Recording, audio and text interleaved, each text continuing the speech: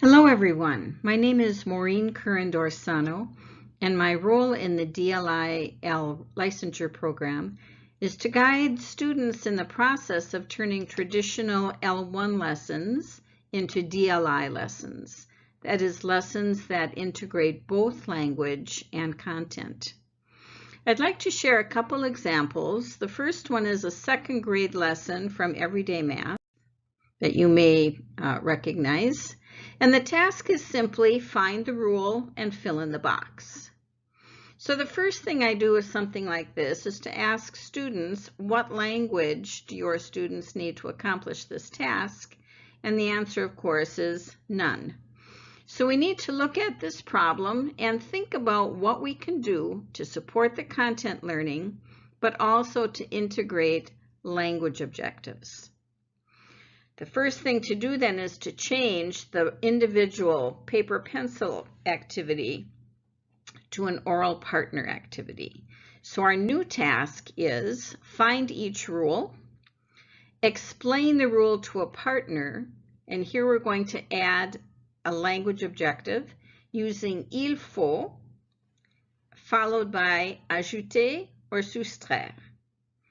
And then together, create a new rule problem and write the explanation once again using that same language objective.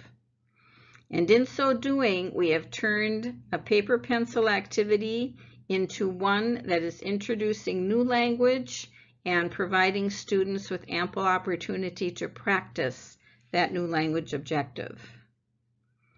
A second example is a geography lesson.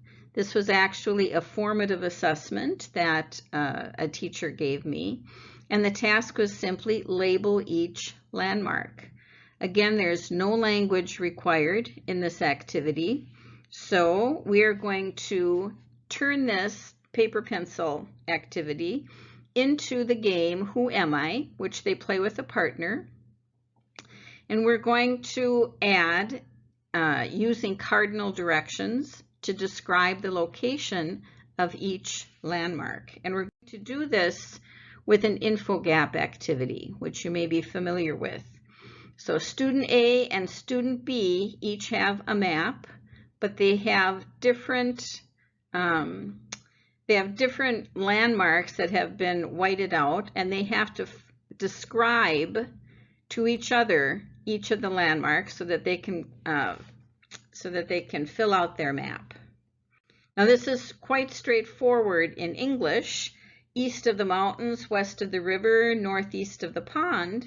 But as you can see, in French, it's really quite complicated.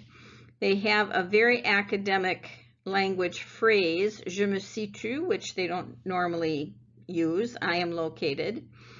And within the prepositional phrases necessary for the cardinal directions, they may have to use a contraction. Instead of a, here they have o, and instead of de, it may need to be du, and that depends on whether or not the landforms are feminine, which you see here in red, or masculine, which you see in blue.